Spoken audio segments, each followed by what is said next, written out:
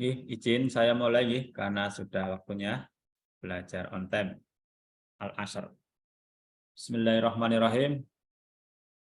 Assalamualaikum warahmatullahi wabarakatuh. Waalaikumsalam warahmatullahi wabarakatuh. Alhamdulillah, summa alhamdulillah, wa syukrulillah, summa syukrulillah, wala haula wala quwata illa billah, asyhadu an la ilaha illallah wa asyhadu anna Muhammadan abduhu wa rasuluh. Terima kasih atas kehadirannya segenap mahasiswa farmasi Unimugo.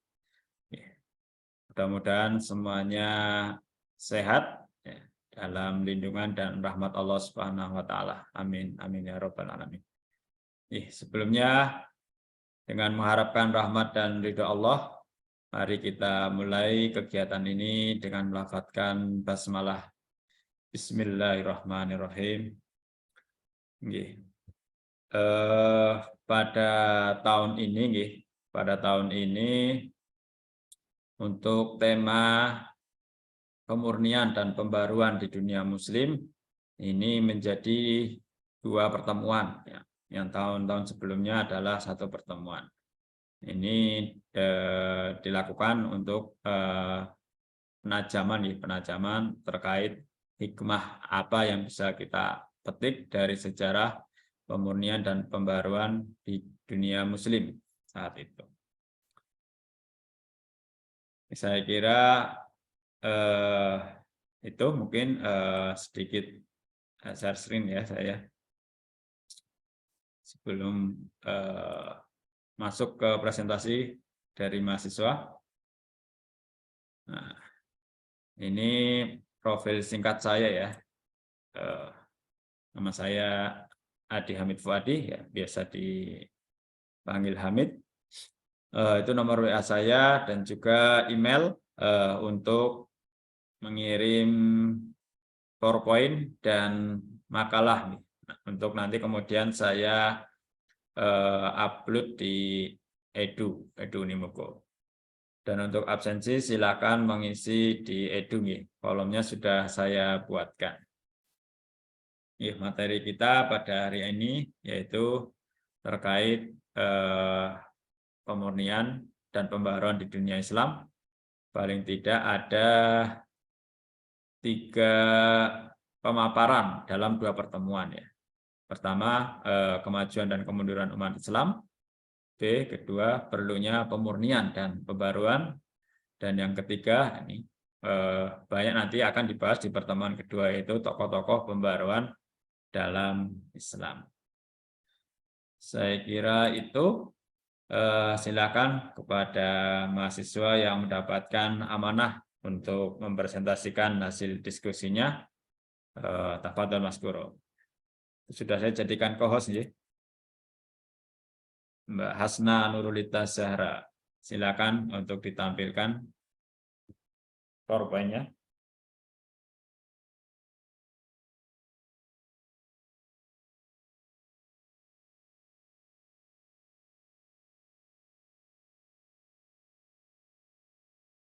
Ini sudah siap atau masih ada kelas?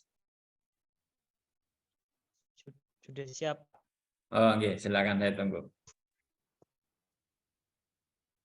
Assalamualaikum warahmatullahi wabarakatuh.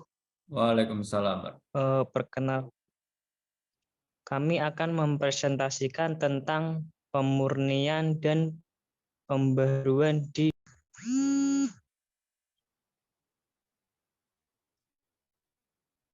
lanjut.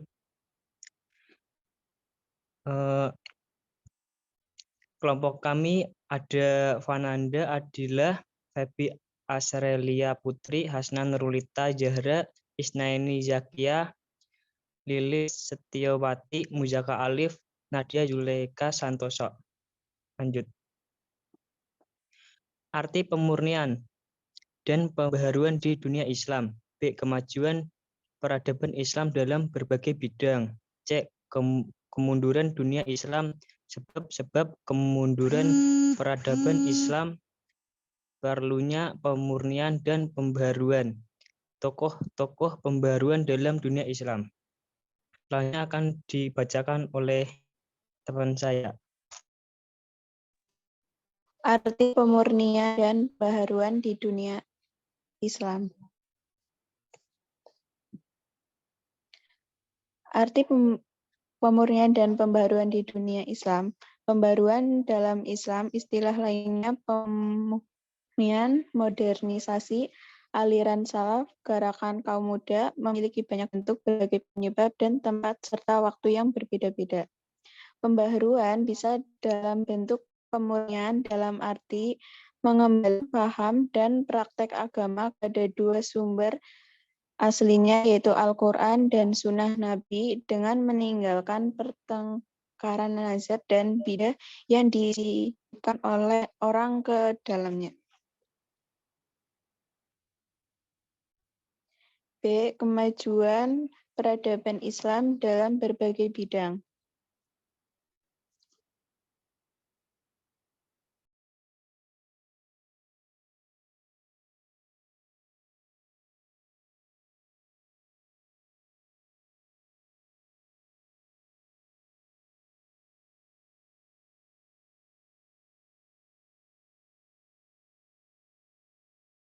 Di unmute.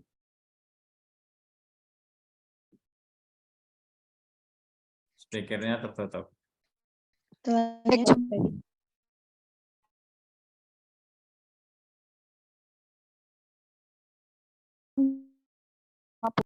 Kekhalifahan Umayyah dimulai dengan naiknya Muawiyah sebagai khalifah yang pertama kali dari dinasti Umayyah pada tahun 66 Masehi.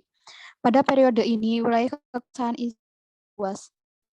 Proses yang diraih oleh Islam dalam memperluas wilayah kekuasaannya seperti itu tidak lain karena Islam sangat menekankan etika hidup dalam segala hal. Dalam waktu yang tidak lama, muncullah gejala terjadinya proses akulturasi sosio-budaya berupa terjadinya proses pencampuran antara budaya Islam Arab dengan berbagai budaya daerah lain. Demikian pula telah berlangsung proses asimilasi percampuran darah lewat perkawinan antara bangsa Arab dengan bangsa-bangsa lain. Next. Dua dinasti Abbasiyah 750 sampai 1458.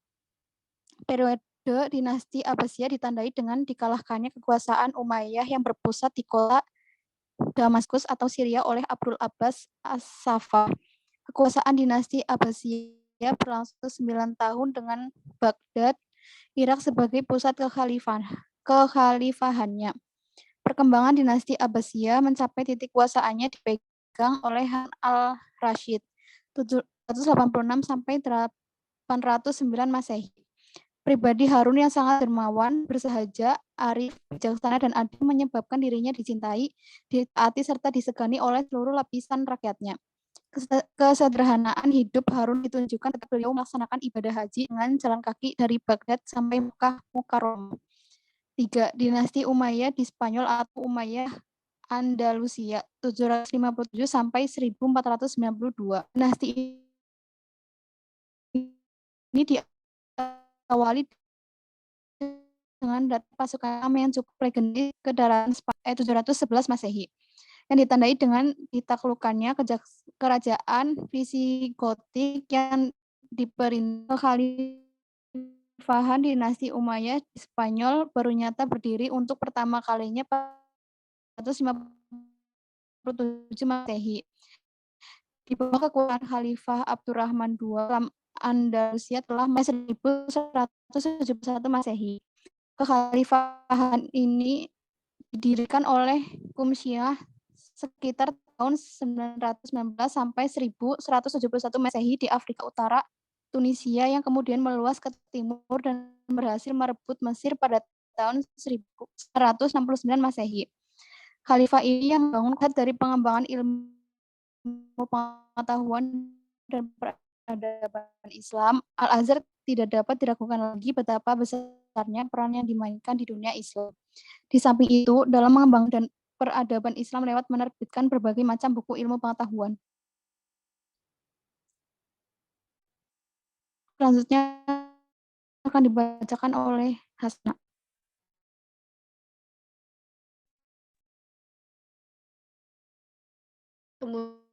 Kemunduran dunia Islam. Kemunduran umat Islam dalam peradaban pada sekitar tahun 1250 sampai 1500 Masehi. Kemunduran itu terjadi pada semua bidang, terutama dalam bidang pendidikan Islam. Di dalam berkembang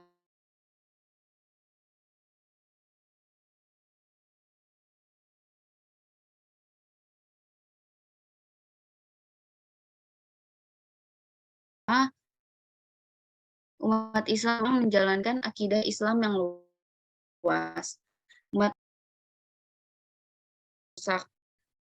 Islam mengalami pertikaian, upaya keras non-Islam dalam mengalahkan umat Islam.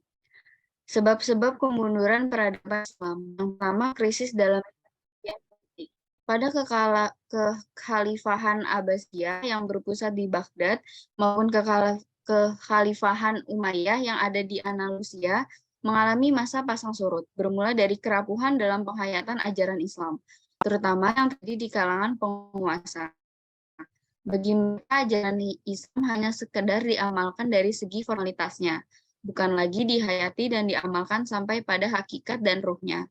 Kerusakan dalam dinasti Umayyah di Andalusia terjadi akibat dari tidak konsistennya pada pengalaman Islam dalam memimpin negara. Kondisi masyarakat dan negara seperti tersebut mencerminkan suatu negara yang rapuh dari dalam dirinya sendiri.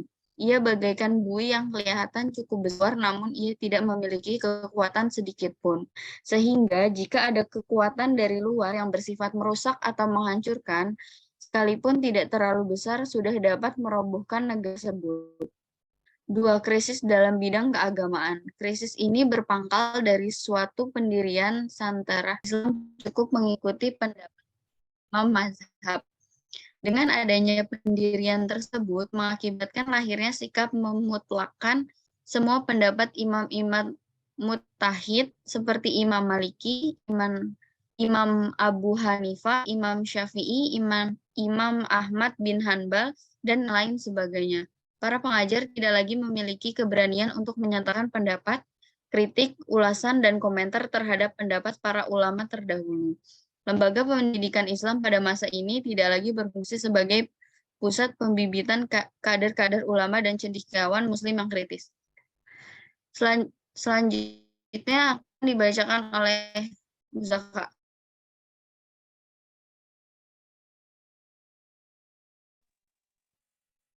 3. Krisis bidang pendidikan dan kaum Nasrani dan tentara Mongol sama sekali belum dapat menghargai pengetahuan. Pusat-pusat pengetahuan maupun lembaga pendidikan diporak-porandakan sampai punah tak membekas. Dalam kondisi tersebut, sudah tentu dunia pendidikan tidak mendapat ruang gerak yang memadai. Lembaga-lembaga pendidikan ada sama sekali tidak memberi ruang gerak pada para mahasiswa, penelitian dan pengembangan ilmu pengetahuan. Cordova dan Baghdad yang semula menjadi lembaga pusat peradaban dan ilmu pengetahuan beralih ke kota-kota besar Eropa. Lanjut. Perlunya pemurnian dan pembaharuan. Perlunya pemurnian dan pembaharuan atau pemurnian dalam bahasa Arab yang secara etimologi berakar pada kata jadi yang menunjukkan kepada 3 arti pokok, yaitu keagungan, bahagian, dan pegangan. Dalam bahasa Indonesia telah selalu dipakai kata pembaruan, modernisme, seperti terdapat umpamanya dalam modern dalam Islam dan modernisasi. Modernisme dalam masyarakat Barat mengandung arti pikiran, aliran, gerakan, dan usaha untuk merubah paham-paham adat institusi lama dan sebagainya untuk disesuaikan dengan suasana yang ditimbulkan oleh kemajuan ilmu pengetahuan dan teknologi modern. ketika masyarakat yang rapuh dan terjebak dalam kondisi yang serba lemah tersebut, lahirlah sebuah angin pembaharuan yang memberi perubahan besar dalam tubuh Islam hingga akhir sekarang ini. Muhammad bin Abdul Wahab memakan suatu pembaharuan daerah Najd, sebuah negeri yang masih murni dalam menjalankan syariat agama Islam. Setelah pengaruh Najd, ia pun hajj dan melakukan pemurnian Mekah yang pada saat itu pun teracuni. Dibacakan oleh Mbak Fanda.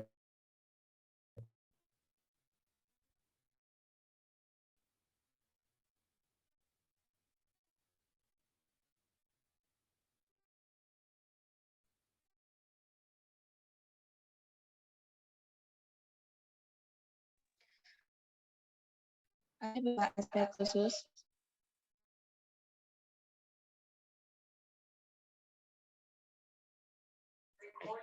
Oleh setiap mujad dalam usaha seran pembaharuan Al-Mudid menerapkan aspek-aspek tersebut sebagai berikut. 1. Setiap mujadid harus selalu melakukan pengamatan-pengamatan atas kekeliruan yang ada dan memperbaiki dengan cepat setiap macam penyimpangan yang dilakukan kaum muslimin. Kedua, seorang mujad harus mampu merencanakan dan merumuskan program yang tepat untuk membangkitkan peradaban Islam. Ketiga, mujad mampu melakukan penafsiran yang teliti atas segala fenomena yang terjadi dalam masyarakat. Keempat, mampu membela dan mempertahankan Islam dari permasalahan kebudayaan dan ancaman berbagai pihak yang ingin menghancurkan eksistensi agama Islam. Kelima, menyuburkan kembali pola-pola hidup Islam pada seluruh aspek kehidupan, sebab sistem yang dipakai Islam terbukti telah mampu menjawab semua tantangan dari masa ke masa. Keenam, mujad mampu menciptakan perubahan secara mendunia.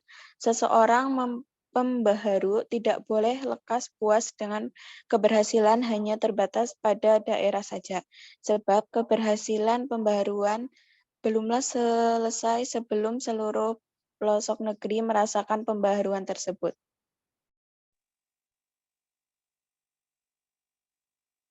Selanjutnya dibacakan oleh Hasna. D. Tokoh-tokoh pembaruan dalam dunia Islam.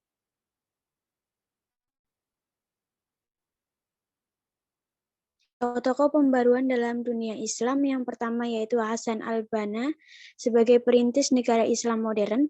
Yang kedua, Jamaluddin al-Afghani sebagai jiwa Renaissance umat. Yang ketiga, Muhammad Abduh sebagai sang modernis yang tradisional. Yang keempat, Muhammad Iqbal sebagai filosof agung dari timur. Yang kelima, Syahid Amir Ali sebagai pemikir sejarawan muslim modern. Kontribusi pembaruan pemikiran Abduh paling menonjol dan menjadi fokus gerakannya meliputi dua bidang yaitu teknologi dan hukum.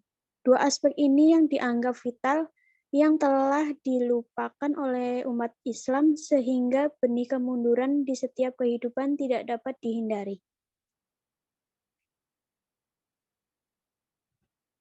Sekian presentasi dari kami. Untuk teman-teman yang ingin bertanya diharapkan untuk raise hand terlebih dahulu. Terima kasih.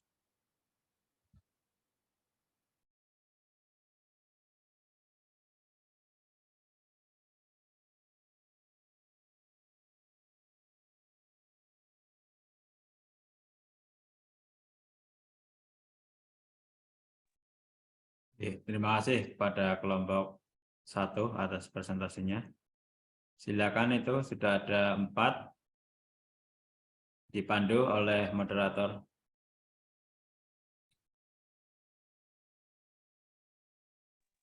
Untuk Mbak Indriana Triakmalia, silahkan pertanyaannya apa?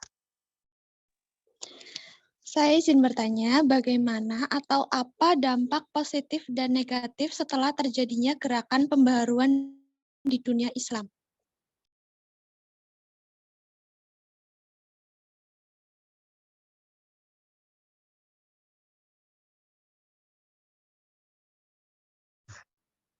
Lanjut yang ingin bertanya. Izin bertanya, saya Melanie Dehoida, izin bertanya. Mengapa sangat penting diperlukan pembaruan dan pemurnian di kalangan umat Islam? Terima kasih.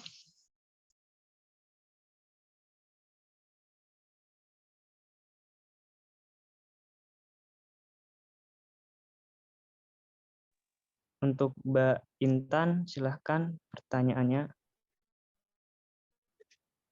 Izin bertanya, apa yang melatar belakangi menjadi penyebab perkembangan Islam di Indonesia sangat cepat? Terima kasih.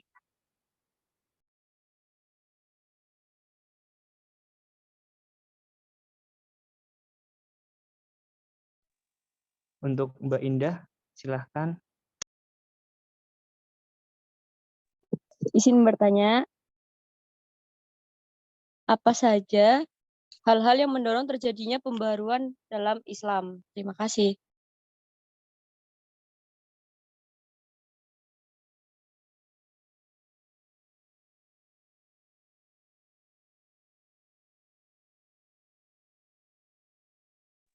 Untuk Mbak Anin, silakan pertanyaannya.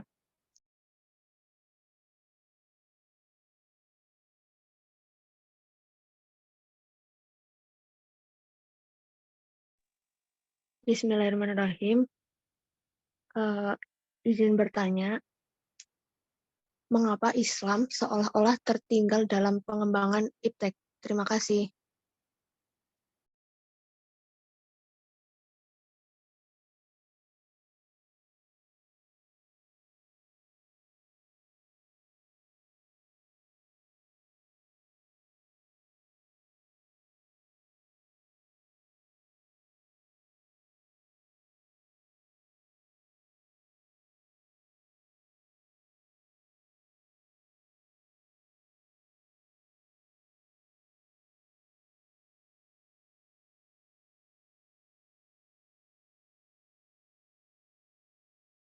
Izin menjawab pertanyaan dari Mbak Intan, apa yang melatar belakangi menjadi penyebab perkembangan Islam di Indonesia sangat cepat?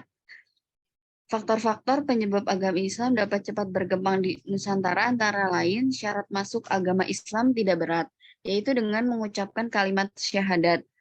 Upacara-upacara dalam Islam sangat sederhana. Islam tidak mengenal sistem kasta. Bagaimana Mbak Intan? Baik, mengerti. Terima kasih.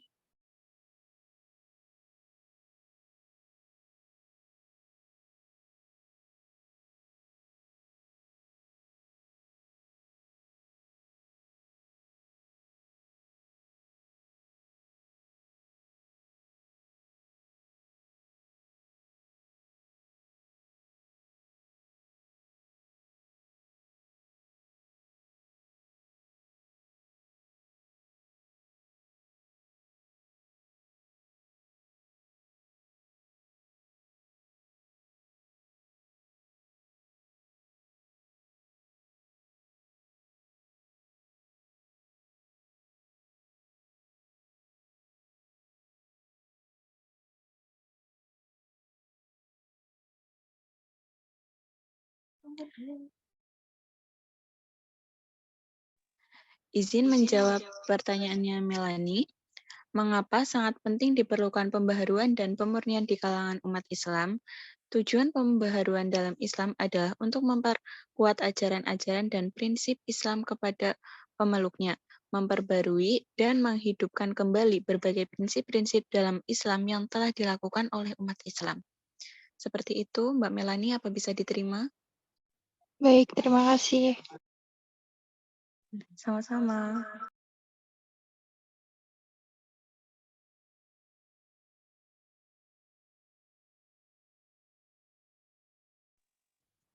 Assalamualaikum warahmatullahi wabarakatuh. Saya akan menjawab pertanyaan dari Mbak Indah. Di antara hal-hal yang mendorong lahirnya gerakan pembaruan dan modernisasi Islam, yaitu adanya sifat jumud atau stagnan yang telah membuat umat Islam berhenti berpikir dan berusaha. Kemudian persatuan di kalangan umat Islam mulai terpecah belah. Hasil adanya kontak yang terjadi antara dunia Islam dan Barat. Kemudian memperkuat prinsip dan ajaran Islam itu sendiri demi kemaslahatan dunia secara lebih luas.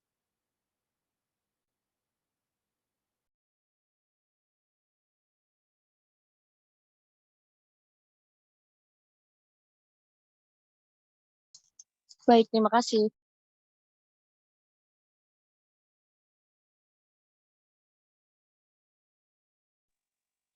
Izin menjawab pertanyaan dari Mbak Indriana.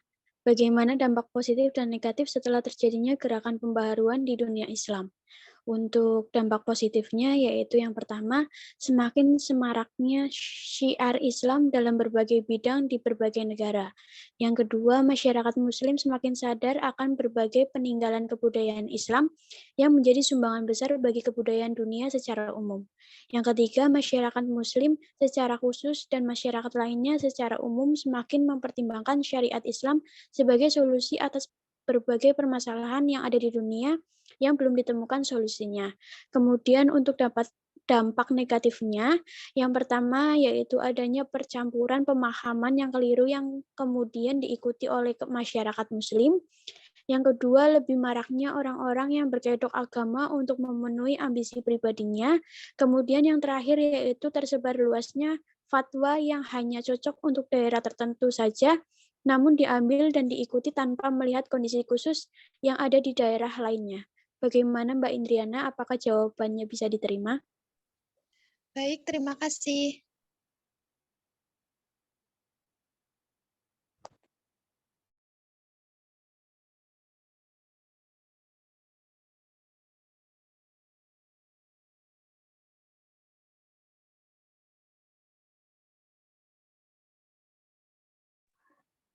Izin menjawab pertanyaan dari Mbak Anindya.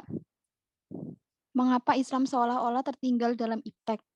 Persoalan kemunduran Islam dalam pengembangan iptek pernah dilontarkan oleh seorang sarjana Muslim. Dia menerima sebuah pertanyaan yang kemudian dituliskan dalam sebuah buku.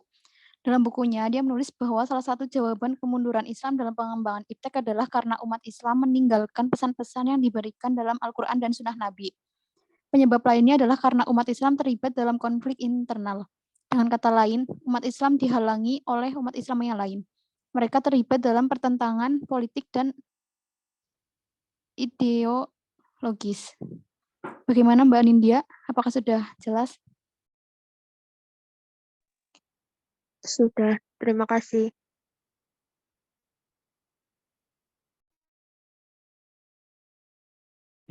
Masih ada yang ingin bertanya pada kelompok 1?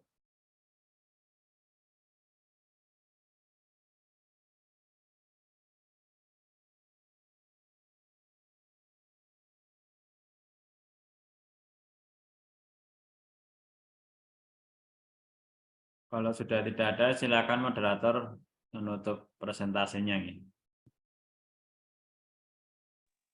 Mungkin sekian dari presentasi kami. Bila ada kesalahan mohon dimaafkan. Wassalamualaikum warahmatullahi wabarakatuh. Waalaikumsalam warahmatullahi wabarakatuh.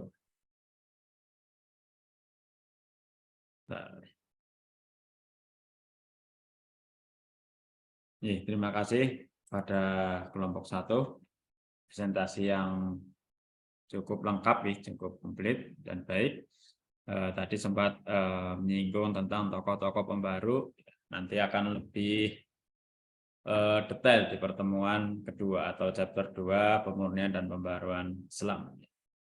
Dan juga yang kedua terkait respon beberapa pertanyaan dari teman-teman sudah cukup baik jawabannya. Pertama tadi terkait apa dampak positif dan negatif setelah pembaruan dalam Islam. Salah satunya yaitu tadi sudah disampaikan semakin semaraknya syiar Islam. Ya, tentu dampak positifnya lebih banyak ya daripada dampak negatif dari pembaruan dalam Islam ini. karena tentu setelah sekian lama umat Islam tenggelam ya dalam taklid, karena sebelum Ibnu Taimiyah pintu ijtihad itu tertutup karena dipandang cukup pendapat para imam mazhab yang saat itu ya, ada Imam Maliki, Hambali, Hanafi dan lain-lain, dianggap sudah cukup sehingga saat itu diputuskan berdasarkan jumhur ulama diputuskan tidak perlu ada ijtihad lagi. Namun kemudian muncullah pembaharu yang pertama di Timur Tengah yaitu Ibnu Taimiyah. Ibnu Taimiyah inilah yang mempelopori ya, yang mempelopori terbukanya kembali pintu ijtihad, artinya yang mempelopori adanya gerakan pembaruan dan pemurnian di dunia muslim dimulai dari sana. Dampak positifnya banyak sekali. Salah satunya yang paling fundamental, yang pertama adalah terbebasnya semakin terbebasnya umat Islam dari penyakit rohani seperti syirik dan TBC. TBC di sini adalah tahayul bid'ah dan curofat atau khurafat. Kemudian yang kedua, semakin aware atau umat Islam semakin peduli dengan ilmu pengetahuan. Yang mana ini tentu menjadi prasyarat kemajuan atau kejayaan umat Islam di dunia. Nah, dampak negatifnya saya kira sangat sedikit ya, hanya ya sekedar penyalahgunaan oleh oknum-oknum untuk kepentingan sesaat mereka. Kemudian pertanyaan kedua, ya, mengapa diperlukan pemurnian dan pembaruan di dunia Islam? Tadi jawaban sangat baik ya. Pertama untuk memperkuat ajaran, dan kedua untuk menghidupkan kembali ruh atau substansi ajaran Islam. Seperti bagaimana upaya membebaskan umat Islam dari penyakit rohani ya, seperti syirik, tahayul, bid'ah dan khurafat tadi. Karena kalau umat Islam tenggelam dalam penyakit rohani ini, maka umat Islam akan sibuk dengan sesuatu yang tidak membawa dampak bagi kemajuan umat Islam dalam kehidupan dunia ya. Dan pembaruan ya, mengapa diperlukan pemurnian dan pembaruan ya, untuk menghidupkan kembali ya, seperti semangat pembaruan atau tajdid adalah semangat merebut kembali kejayaan umat Islam ya. Karena kita tahu kejayaan umat Islam tentu sangat tergantung dari seberapa ilmu yang dikuasai oleh umat Islam.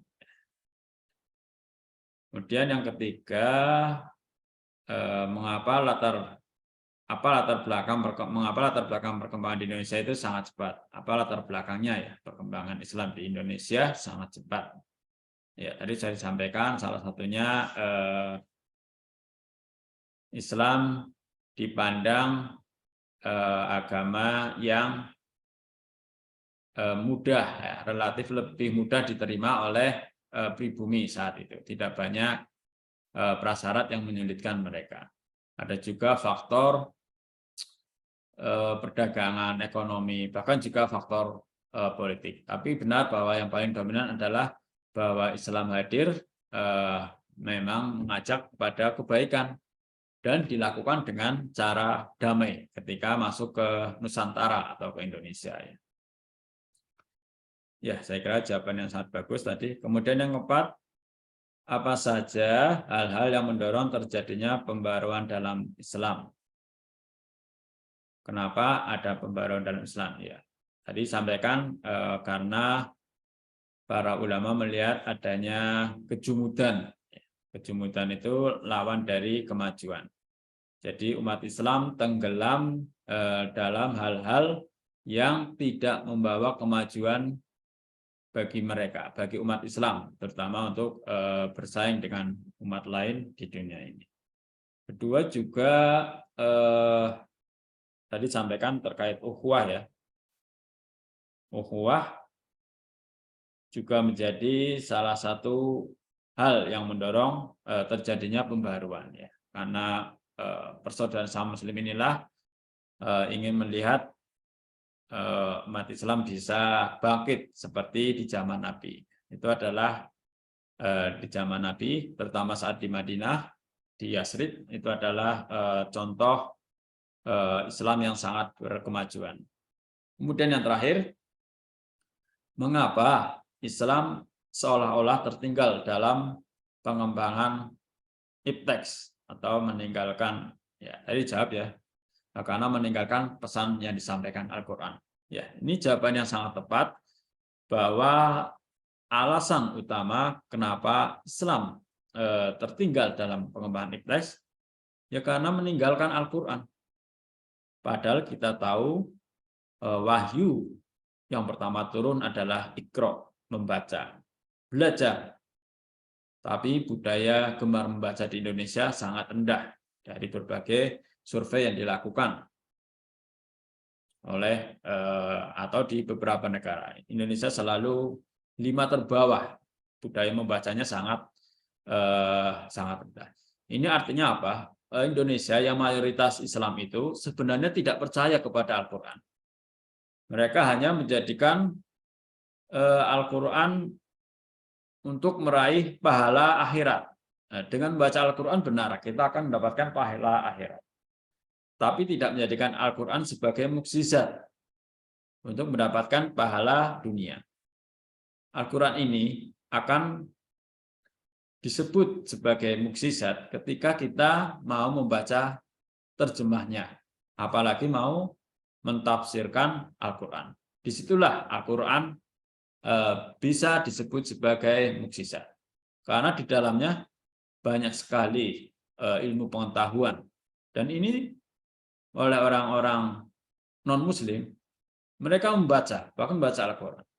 Sekarang pertanyaan kita, mungkin kita selama ini sudah hatam ya, sudah hatam Al-Quran beberapa kali ya. Atau mungkin setiap Ramadan, karena kita pakai sistem one day one juice, maka akan hatam Al-Quran. Tapi Al-Quran yang kita hatamkan adalah Al-Quran dalam bahasa Arab. Kita membaca, dapat pahala. Tapi kalau kita tidak membaca terjemahnya, ya kita tidak akan mendapatkan ilmunya atau pahala dunia. Maka pertanyaan bagi kita, apa pernah kita menghatamkan Al-Quran dalam versi terjemah? Apalagi tafsirnya ya, yang sangat banyak. Ini tentu renungan. Karena kalau ingin unggul, ya benar tadi jawabannya, karena meninggalkan pesan-pesan yang disampaikan di Al-Quran. Padahal pesan yang pertama dan utama adalah Iqra, membaca. Bukan sembahlah. Karena Allah tahu bahwa al-ilmu an-nur, ilmu itu adalah cahaya. Cahaya atau ilmu itu bisa didapat salah satunya dengan banyak membaca. Bagaimana kita meyakini bahwa ini Al-Quran adalah mukjizat dari Allah. Jangan-jangan kita hanya menjadikan Al-Quran ini lip service ya, yang hanya ada dalam mulut kita, lisan kita, mengatakan Al-Quran hebat, Al-Quran tidak tertandingi. Tapi kita sendiri tidak percaya kepada Al-Quran. Hakikatnya kita tidak percaya kepada Al-Quran karena kita tidak mau mempelajari isinya, tidak mau mempelajari terjemahnya, apalagi tafsirnya. Selama itu tidak kita lakukan, ya sebenarnya kita tidak percaya bahwa Al-Quran itu adalah kalamullah, bahwa Al-Quran itu adalah firman Allah, bahwa Al-Quran itu adalah mukjizat Allah, yang isinya tentu sangat bermanfaat untuk manusia, ya, bukan untuk Tuhan. Ya, saya kira itu. Selanjutnya saya silakan untuk soimah ya, sholat, istirahat, makan bagi yang sedang tidak berpuasa. Ya, saya kira demikian. Ini saya mohon izin untuk saya end meeting ya. Nanti saya buka lagi sekitar pukul 12.30 ya, 12:30 untuk kita lanjutkan pada sesi kedua, sedikit lanjutan dari pengantar tadi saya. Saya kira demikian. Terima kasih. Sampai jumpa nanti pada duhur. Assalamualaikum warahmatullahi wabarakatuh. Waalaikumsalam warahmatullahi wabarakatuh.